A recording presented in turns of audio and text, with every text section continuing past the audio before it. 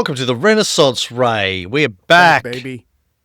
It is episode 225, Michelangelo part 3. We're talking to somebody, one of Fox's friends' parents last night, and he said, how many episodes of the Renaissance podcast have you done? I was like, 224 hours of it so far. Right. You know, we're just getting warmed up. Get into our stride. Yeah. Was he impressed? Well, we're going to start gotta talking. He was like, I can't believe you make a living. And I'm like, well, that's make a living. strong. That's a strong term. Yeah. Barely put food on the table. Wolves. Yeah, the wolves barely. are at the door. Don't get me wrong, but they're on that side of Yeah, the door. the wolves have got the door True. half open. So- I've got my foot jammed So up what against we're saying it. is Yeah. donate early, donate often. Go ahead.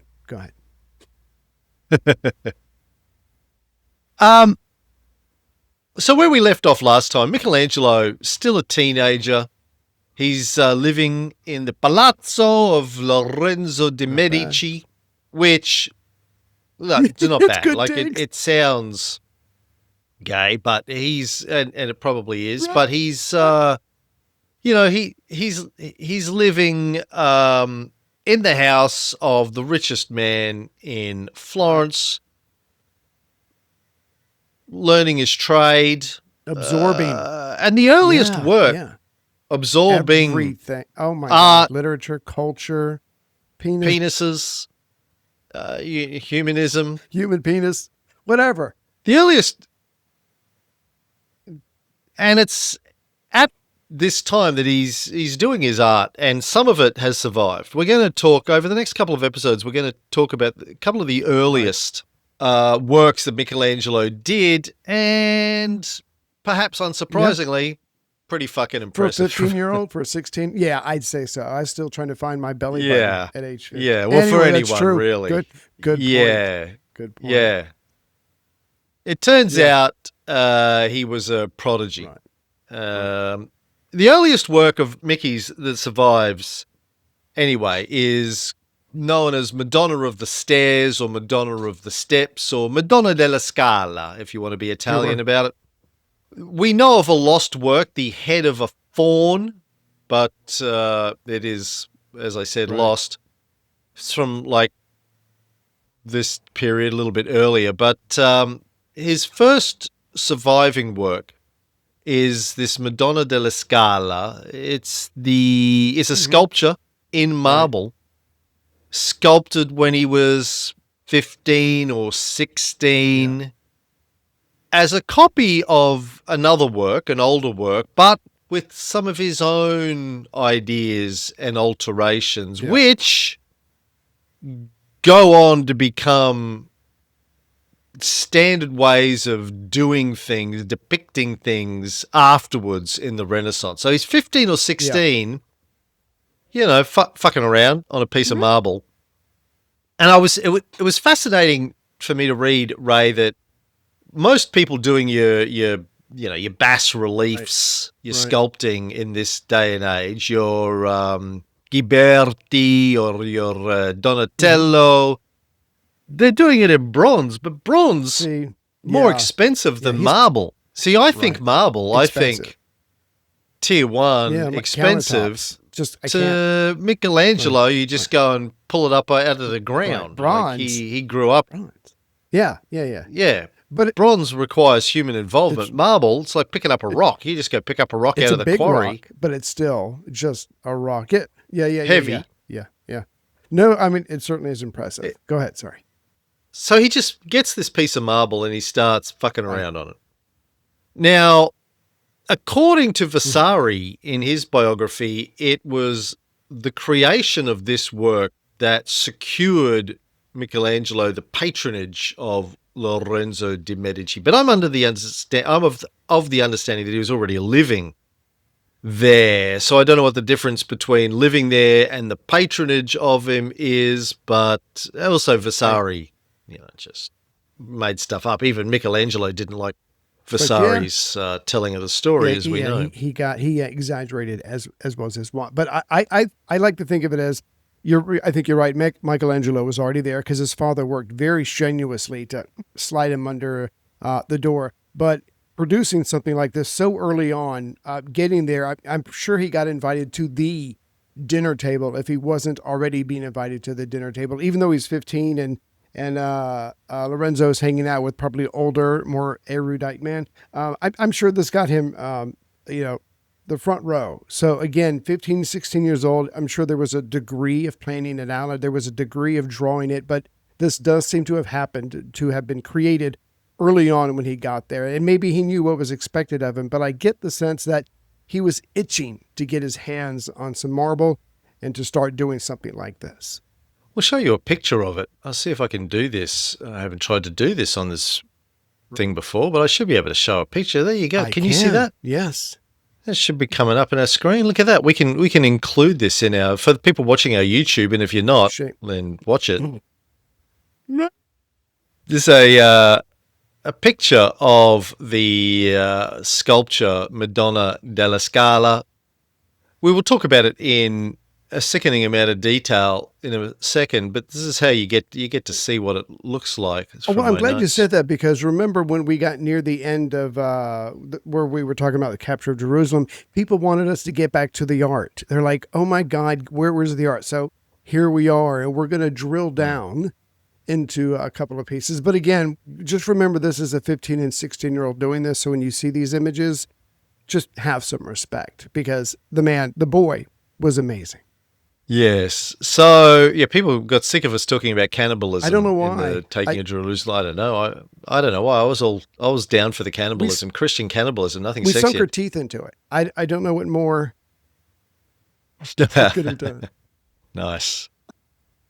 So, I just, before we get into the sculpture itself, I wanted to talk about the fact that if you want to go see it when you're in Florence, you have to go to Casa Buonarroti, which I've never been to, didn't know existed until this week. Road trip. The sculpture itself is pretty small, 21 3/4 inches by 15 3/4 inches, unlike Casa Buonarroti itself, which is quite large. And the story behind it is interesting and tells us a lot about Michelangelo. So it's a museum in Florence. It is situated in a property that was owned by Michelangelo that he left to his nephew, Leonardo Buonarroti. And the existence of this I find interesting in and of itself. So Mickey was so rich that when he was living in Rome in 1508, when he was only 33, he bought 4 adjoining properties in Florence. And then he bought a 5th one 6 years later. Yeah. Now, to put this in perspective, when Leonardo was in his early 30s, he was broke and sent, and unknown pretty much, and was sent by Lorenzo to Milan. Go over and see that guy. And like, he wasn't unknown. I mean, he was sent as a musical sort of artisty gift to Sforza in Milan, but he wasn't a real estate He wasn't developer. buying property. Yeah, like, he wasn't Trump ever. Yeah. At the end of Da Vinci's life, he was still relying on rich patrons to provide him with housing for himself and his coterie of boy toys, which is okay. I mean, that's pretty good. But at 33, Michelangelo is so obscenely wealthy. He's buying 4 houses in downtown Florence. Just for shits and giggles. He wasn't even living in Florence. He was living in Rome, but he thought, you know what? It's about time I had my own palazzo in Florence. So he just called up the real estate agent and said, look, no, go ahead and give me 4 of those. Just downtown. No, I know. Just put in a bit. It's like Monopoly. I'll buy 4 hotels and put them on Park Lane. Thank you very much. Yeah. Now, he did return to Florence in 1516. At this stage, he's got 5 adjoining buildings. He lived in 2 of them from 1516 to 1525, rented out the other 3. This is when he was working on the facade of the Basilica of San Lorenzo in Florence. 1525, he moved to another house in Florence that he owned. Keeps moving. And all 5 of these properties were rented out. After he moved permanently to Rome in 1534, he wanted to have all of these homes turned into something sexy in Florence, like a palazzo that had some dignity about it, not just a bunch of houses next door to each other. So he asked his nephew Leonardo to transform the 5 buildings, which were on the corner of the Via Ghibellina and the Via Santa Maria. I think one of them now, Via Santa Maria, or no, Ghibellina might be the Via Buonarroti now, into a family palace. Right. But his nephew couldn't be fucked, so nothing happened. 30 years later, Michelangelo dies in 1564, spoilers, and Leonardo's still done nothing. Like his namesake, Leonardo da Vinci, he was like, I'm not doing shit. Just not when Michelangelo died, his nephew inherited the estate because Michelangelo didn't have any legitimate kids, as we know. He was probably more interested in little boys than offspring. And Leonardo did sort of nothing. And then when he died, one of his sons, Michelangelo Buonarroti the Younger, was a poet, not really a painter, he bought another property and extended it even further and developed the whole thing into something impressive. But it's like generations later, Michelangelo bought it.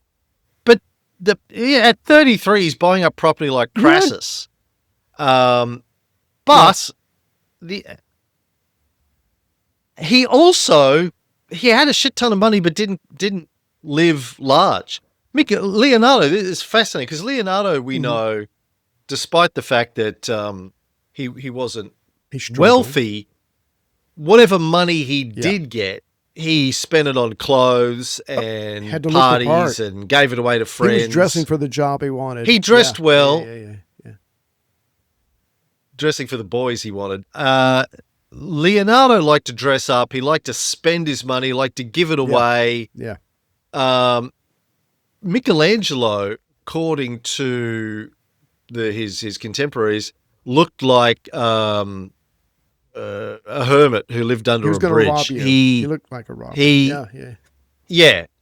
He gave no shits about his appearance, how he lived. He once told his apprentice Condivi, who wrote his authorized biography, "However rich I may have been, I've always lived like a poor man." He apparently just didn't care about clothes, didn't care about appearance, didn't care about food. He would just eat, as quickly as possible, a bit like Napoleon, just stuff food down his mouth to get back to work. That's all he cared about was the work. So his bank accounts and things that have survived show that his net worth at some point was 50,000 gold ducats, more than many princes and actual dukes of the time. So he was insanely wealthy, but apart from buying up real estate, didn't really live large. I don't want to do too many spoilers, but I mean, did he have a good agent? Was he getting good commissions? Because artists could be ripped off just like anybody else, and we've seen that with Leonardo time and time again. But did he have good tax collecting agency working for him? Good God, that's impressive. Not sure if real estate agents were a thing back then. I think he just, you just. Well, I don't know, yeah. Probably just bought it all off the Medici. They probably owned it all anyway. I have to ask before we move on, because I've known you for way too many years, and I've just seen you in a collection. The many times that I've seen you on screen and in person, I've just seen you in a collection of different T-shirts. So when your ship does come in, and we all know any day now, do you see your wardrobe changing, your lifestyle, your day-to-day schedule, if you will? What do you think? What do you think is going to happen? Because, it's money. It's money. It's money, right? Yeah, when I finally crack the podcast Yeah. riches, that Joe Rogan money starts flowing in. Yes. Better T-shirts. Yeah, no, this is a $5 T-shirt. I'm a $5 T-shirt kind of guy. 2 for $7. Right. I mean, I might spring for a $10 T-shirt if I'm really rolling in the cash, Yeah. but And then you'll try to write it off. Yeah, Because that's what you do on your show. You just, with Tony, you just write everything off that you possibly legally can, I imagine. Yeah. Yeah. Well, I'm wearing this. This is my, this part of my work is to wear this $5 T-shirt. I have to write it off. All right. I'm just looking at the Via Buonarroti in Florence to sort of get some perspective of where it is. Via Michelangelo Buonarroti. Yeah, so you've been to Florence. I'm trying to give you some perspective. So okay, here's Casa Buonarroti. I found Casa Buonarroti.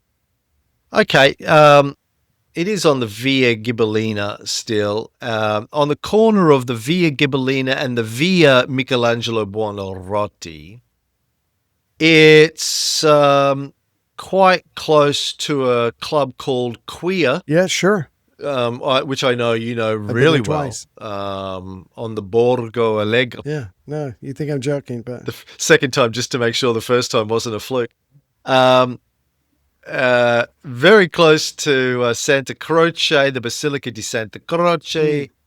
Very close to the river. Oh no, where are we in terms of the Piazza della Repubblica? Okay, yeah, it's very close to the Piazza della Repubblica, like the main sort of fancy shopping place, and also quite next to the Santa Maria del Fiore, the dome. Probably, it's a 5-minute walk from the dome by the looks of it here, very close. Right.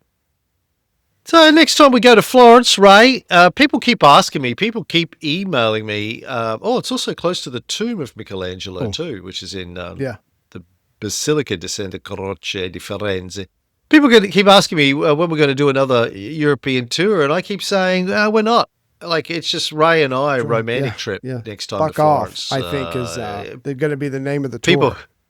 People got in the way last time of our lovemaking. Really did. We can't go in 26, but we can go in 27.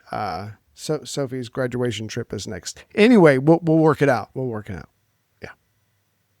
Oh, maybe I'll just take her. There you go. Or Kiki. This just got weird real quick, but okay. Do I call you son, uncle? Go ahead. Go ahead. Yeah. Just call me daddy like she does.